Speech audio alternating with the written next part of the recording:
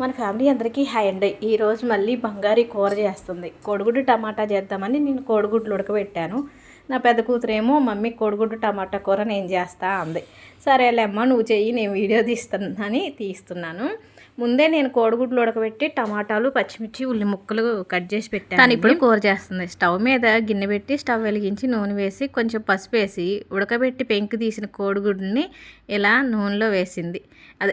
నూనెలో వేయించిన కోడిగుడ్లని వేరే ప్లేట్లోకి తీసుకొని ఇక అదే నూనెలో కొంచెం జీలకర్ర, ఆవాలు, ఎండుమిర్చి, పచ్చిమిర్చి, ఉల్లి ముక్కలు వేసి ఉల్లి ముక్కలు మంచిగా వేగిన తర్వాత మగ్గిన తర్వాత సన్నగా తరిగి పెట్టిన టమాటా ముక్కలు కూడా వేసేసింది.